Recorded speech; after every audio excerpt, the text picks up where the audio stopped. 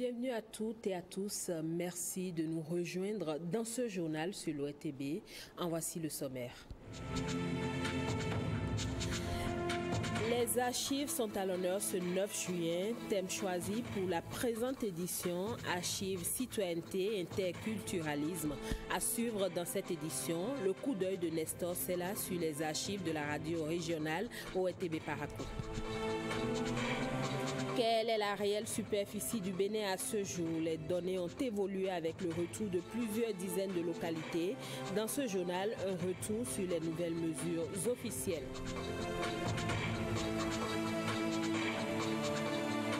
Et puis Osvaldo Meki dope le moral des athlètes béninoises. Elles sont qualifiées pour leur performance. Une audience a eu lieu au ministère de la Jeunesse, des Sports et des Loisirs à Cotonou. À nouveau, bonjour et merci de votre fidélité. Tirer pleinement profit du dividende démographique en investissant dans la jeunesse, c'est l'essentiel à retenir de la tenue de l'atelier hier à Cotonou sur le dividende démographique au Bénin. Il s'agit de valoriser le potentiel démographique de notre pays pour un développement durable. Clotaire Awekon, Brice Chibozo et Rebecca Kenyaoune.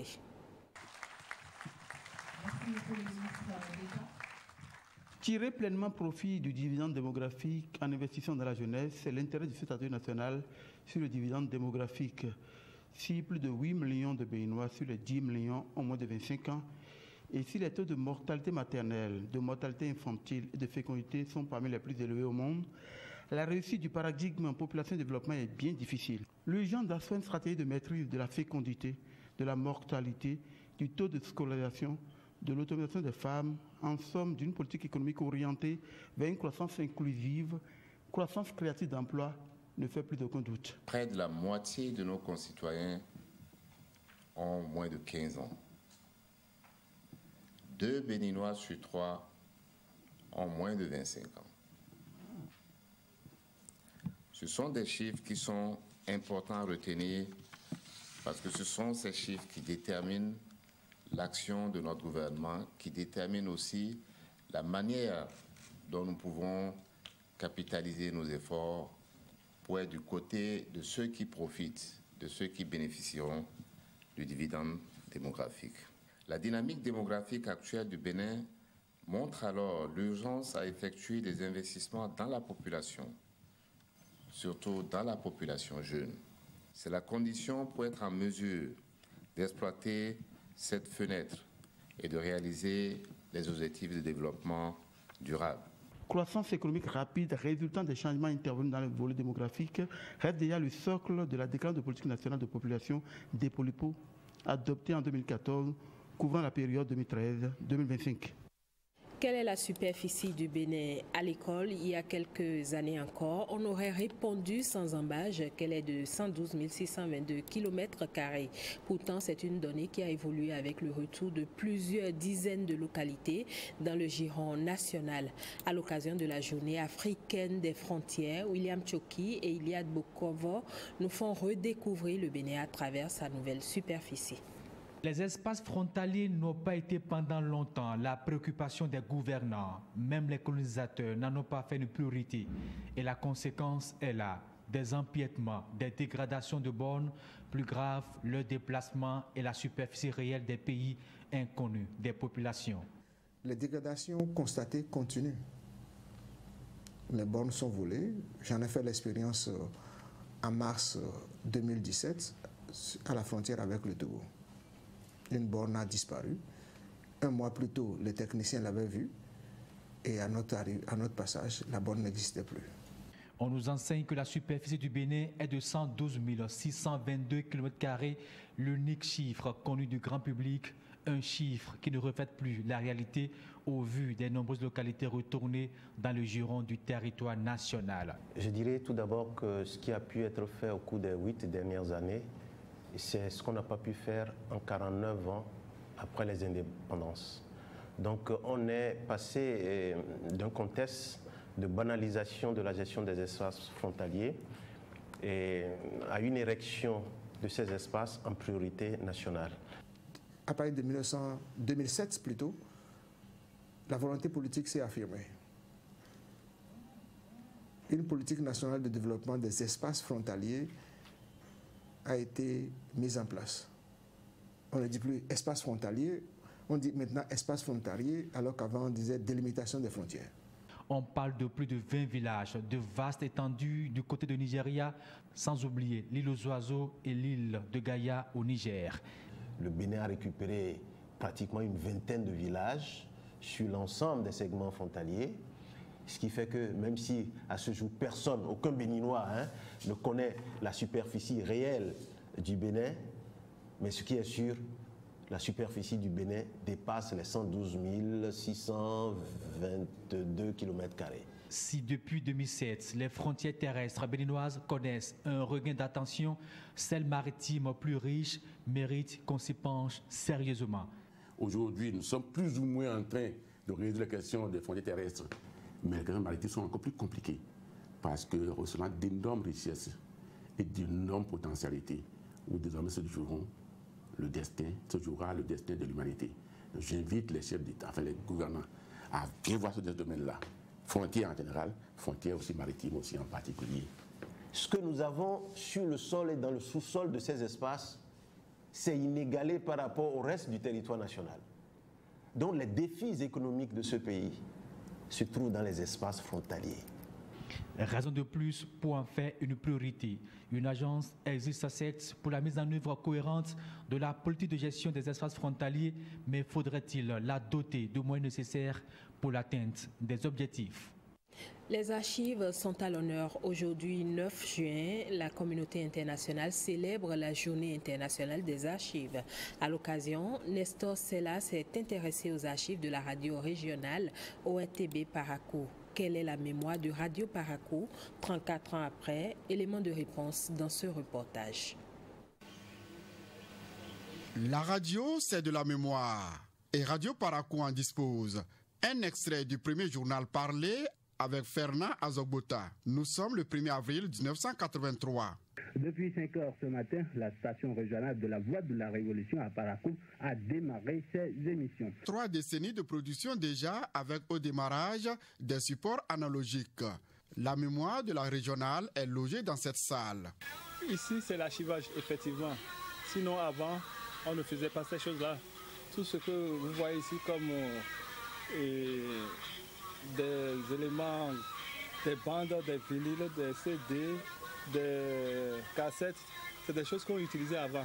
On a les ordinateurs maintenant qu'on utilise. Depuis l'avènement du numérique, les efforts sont faits et continuent d'ailleurs pour que la mémoire de Radio Parakou, autrefois surnommée Africa numéro 2, reste pour des exploitations futures. Toutes les archives qui concernent cette station depuis sa création jusqu'à nos jours existent. Tout élément sonore qui a été exploité depuis sa création jusqu'à nos jours peut toujours être exploité, on peut toujours le faire ressortir pour une utilisation. Voici c'est les disques durs dans lesquels nous avons donc archivé tout ce qui était sur bande magnétique, DAT, cassette, tous les supports analogiques se retrouvent maintenant archivés dans ces disques et pour une exploitation numérique. Les responsables actuels de la station régionale de l'ORTB travaillent déjà pour restaurer toutes les émissions et productions réalisées depuis le 1er avril 1983 jusqu'à ce jour. Il y a un service embryonnaire qui est en train de naître et qui s'échine chaque jour à numériser ces bandes, ces milliers de bandes que nous avons. Donc le numérique, vraiment, il faut profiter. C'est une aubaine pour nous et nous en profitons au maximum. Toutes les productions, toutes les émissions qui sont diffusées sur la station sont automatiquement enregistrées. Ce qui va nous aider à faire nos archives, notre archivage facilement. La volonté de la directrice régionale de sauver les données de ces milliers de bandes qui se détériorent au fil du temps est manifeste. Aujourd'hui, il y a même des logiciels, on va vers là. Et je crois que d'ici là, on va acquérir ce logiciel qui nous permettra de faciliter le stockage de nos données. Donc c'est vers là que nous tendons et je pense que c'est une affaire de moi. Les responsables de cette unité de production sont déterminés à sauvegarder au profit de la génération présente et future toutes les productions de Radio Parakou. Longue vie à la station régionale de... L'excellence en milieu scolaire est encouragée dans le département de l'Atlantique. Le préfet a gratifié les lauréats 2017 des examens blancs. La cérémonie a réuni parents d'élèves et collectivités locales à Alada. Mais un constat, le mérite ici est d'abord féminin à Noadadja et à Alexis Kenob. 9 millions mobilisés au profit des candidats au BPC et au bac. C'est pour promouvoir l'excellence qui est ainsi prônée dans le département de l'Atlantique.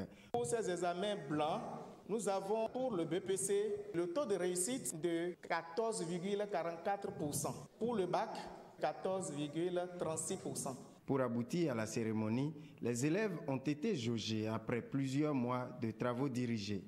L'événement qui nous réunit est une phase non seulement symbolique, mais très encourageante d'un rêve en progressive concrétisation, celui de redorer le blason du secteur de l'éducation dans notre département à travers un certain nombre d'activités, dont le renforcement des capacités des apprenants candidats au BPC et au baccalauréat en perspective. 11 sur les 352 lauréats félicités avec des tableaux d'honneur sont distingués. Les lots sont divers et le lauréat du concours Memoun 2016 n'est pas oublié. Monsieur le préfet, la présente cérémonie est l'aboutissement de votre volonté et de votre engagement à accompagner le système éducatif dans le département dont vous avez la charge. Nous remercions le préfet pour avoir tenu parole. Les enfants saisissent la balle au bon et promettent de relever le défi national. Nous venons d'ici très respectueusement vous exprimer notre totale reconnaissance pour vos divers soutiens qui ont permis l'obtention de ces résultats et surtout l'organisation de cette cérémonie solennelle. Les initiateurs remercient les donateurs. Les épreuves du BPC démarrent lundi prochain. Ils seront plus de 224 000 candidats à aller à l'assaut du brevet d'études du premier cycle. C'est un examen que les candidats préparent tant bien que mal. À Parakou, dans le département du Borgou, Ronald Robinson et Kadnel Kakbo sont allés à la rencontre de quelques candidats dans 2 établissements de la ville.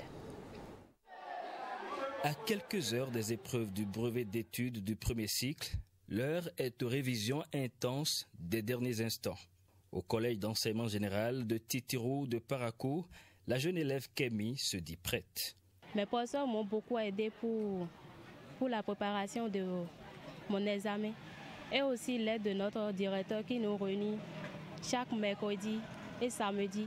Nous unit, nous les élèves de la terminale et de la 3e pour s'entendre et travailler ensemble. Donc cela me rassure déjà que bon, ça ira quand même. Cette année a été quand même très particulière. Les programmes ont été achevés correctement, comme cela se doit. Et c'est l'occasion maintenant de faire des révisions, donc des travaux de renforcement pour permettre quand même aux apprenants candidats de pouvoir en tout cas tirer leur épingle du jeu. Un peu plus loin, à Guéma, dans le rang des pensionnaires du lycée des jeunes filles, certaines affichent leur détermination à décrocher le précieux parchemin. Quelles que soient les épreuves, je suis prête à les confronter.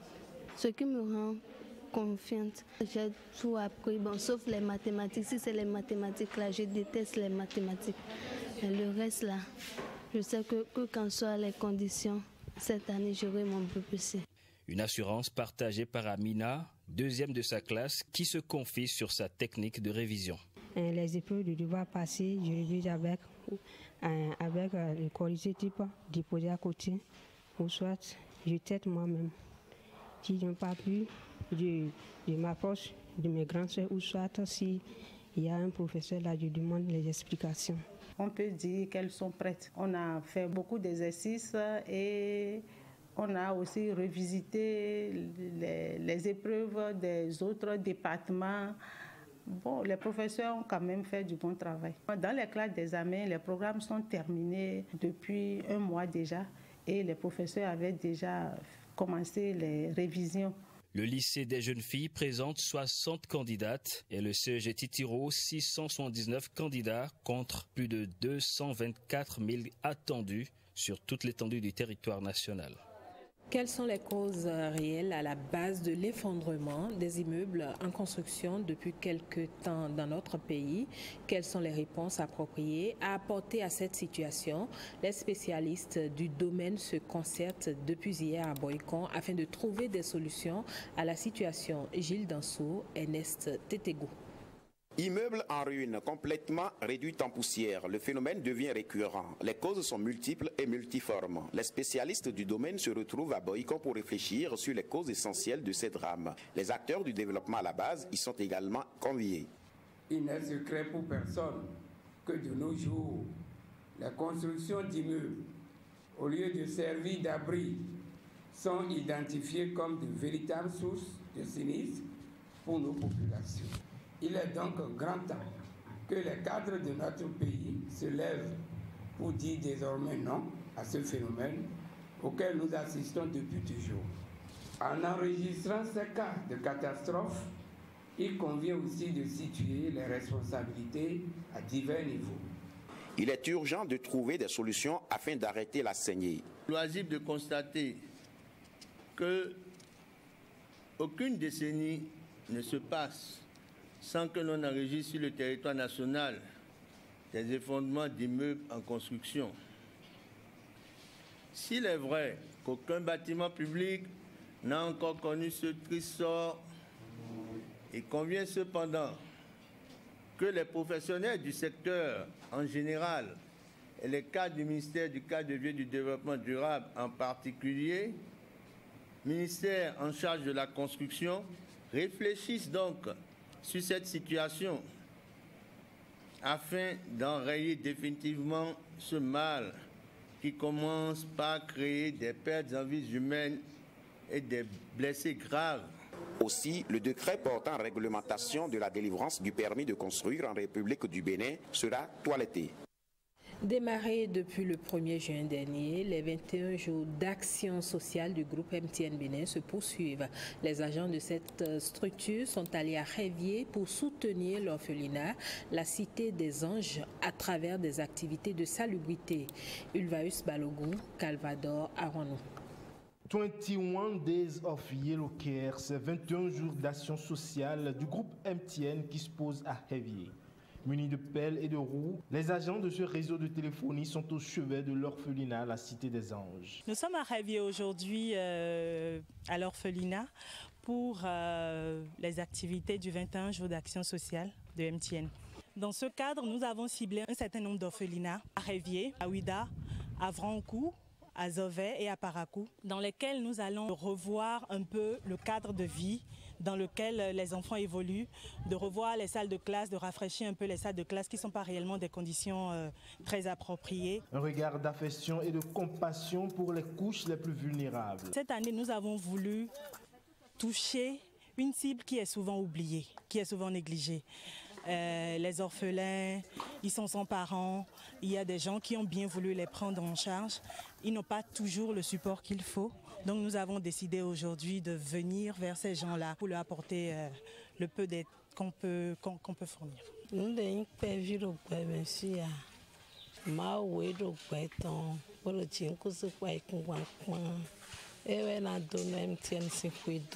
À travers 21 Days of Yellow Care, les agents du réseau de téléphonie mobile MTN Bénin viennent de donner un peu d'amour à ces orphelins de la Cité des Anges de Révier. Le 12 juin 1990, la Fédération de Russie accédait à sa souveraineté d'État. À l'occasion, les citoyens russes vivant au Bénin ont consacré la journée d'hier jeudi à la commémoration de cette fête nationale vieille de 27 années. Un reportage.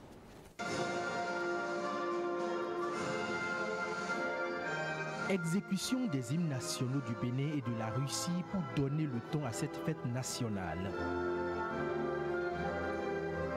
Occasion pour les deux pays de magnifier les liens d'amitié et de coopération qui les lient depuis fort longtemps. Les relations d'amitié qui unissent nos deux pays se sont renforcées au cours de ces dernières années par des échanges de visites et des consultations politiques. De plus, les relations commerciales et économiques progressent. Il y a du potentiel de la collaboration traditionnellement et particulièrement importante dans les domaines tels que l'infrastructure, le transport, le développement des technologies modernes, dans les secteurs agricoles, énergiques et miniers. Pour une meilleure dynamisation de notre coopération, il est nécessaire que des perspectives soient envisagées, comme par exemple le renforcement de la coopération militaire et de l'enseignement supérieur. C'est fort de cette confiance en l'avenir, de l'amitié qui lie nos deux pays et nos deux peuples, que je voudrais, me faisant le porte-voix de Monsieur le ministre empêché, vous réitérer, au nom du président de la République, Monsieur Patrice Talon, mes souhaits de bonne santé et de bonheur au président Vladimir Poutine, ainsi que ceux de prospérité et de paix au peuple ami de Russie. Pour rappel, le 4 juin 2017, la Russie a célébré le 55e anniversaire de l'établissement de relations diplomatiques avec le Bénin. Dans le cadre de la première journée des éliminatoires de la Coupe d'Afrique des Nations Cameroun 2019, les écureuils du Bénin rencontrent ce dimanche à Cotonou la Gambie. Les populations peuvent suivre gratuitement ce match au stade de l'Amitié à Cotonou. C'est une annonce du ministre des Sports reçue hier dans le journal de 20h. Je vous propose de le suivre une nouvelle fois.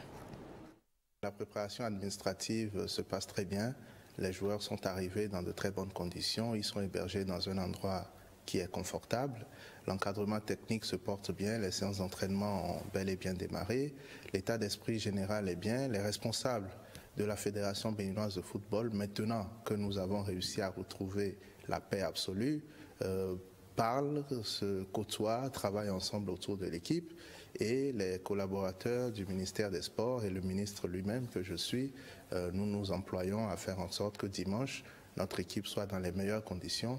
Nous attendons également les Gambiens que nous devons accueillir dans de très bonnes conditions au nom du respect de l'adversaire que nous imposent les lois du football. Mais je veux dire à tous les Béninois que les écureuils sont prêts pour le match de dimanche et c'est pour cette raison que je suis là. Je souhaite que l'ensemble des Béninois soient dimanche au stade, tous vêtus de jaune, pour remplir notre temple, le stade Mathieu Kérékou, et pousser notre équipe nationale à la victoire. C'est le début d'une nouvelle campagne. Je rappelle que ce match est le tout premier dans le cadre des éliminatoires de la Coupe d'Afrique des Nations Cameroun 2019. Nous avons eu beaucoup de difficultés. Le Bénin sort d'une longue crise. Maintenant que la paix est retrouvée, nous souhaitons que tous les Béninois viennent pousser notre équipe nationale à la victoire. Toutes les dispositions sont prises, logistique, sécuritaire, et la nouvelle la plus importante que je suis venu annoncer à tout le peuple béninois, c'est que le gouvernement du Bénin et son chef, le président de la République, M. Patrice Talon, ont décidé, pour célébrer cette union retrouvée dans le football béninois, pour consacrer ce nouveau départ du football béninois, ont décidé donc d'offrir ce match à tous les Béninois. L'entrée au stade dimanche prochain sera libre et gratuite. Tous les Béninois pourront y venir pour soutenir les écureuils. Mais je veux le préciser, la gratuité ne voudra pas dire désordre. Le stade sera ouvert dès midi. Les dispositions sécuritaires sont prises pour que tout se passe très bien dans la discipline. Nous demandons aux Béninois de venir à temps, de venir s'installer dans le respect des autres et de remplir le stade. En tout cas, nous serons là, les ministres du gouvernement seront là et le président de la République du Bénin, effectivement, a souhaité que ce soit une première fête de tout le public sportif béninois pour célébrer une fois encore ce nouveau départ, cette réconciliation et surtout prouver à nos valeureux écureuils que nous n'étions pas au Gabon, mais nous sommes déjà en train de nous préparer pour être au Cameroun en 2019 par la grâce de Dieu avec le soutien de tout le monde. Sport toujours, après leur brillante prestation au 16e championnat senior d'Afrique de karaté au Cameroun, les athlètes béninoises sont de retour à Cotonou. Elles ont été reçues par le ministre des Sports, Oswald Omeki, pour leur performance à cette compétition. Océane Ganiero, championne d'Afrique des moins de 55 kg. Rokiat Mustafa et Christine Kodo, médaille de bronze des moins de 61 kg, présentent au ministre des Sports leur récompense du 16e championnat senior d'Afrique de karaté. Une compétition qui a duré 3 jours où le Bénin a fini 7e au classement final avec 4 médailles dont 3 en bronze et 1 en or. La tâche n'a pas été facile pour les représentantes du Bénin. Franchement, c'était pas évident. Déjà tout le stress de la matinée parce que les éliminatoires c'était en matinée. Les garçons étaient passés, ça s'était pas très bien passé.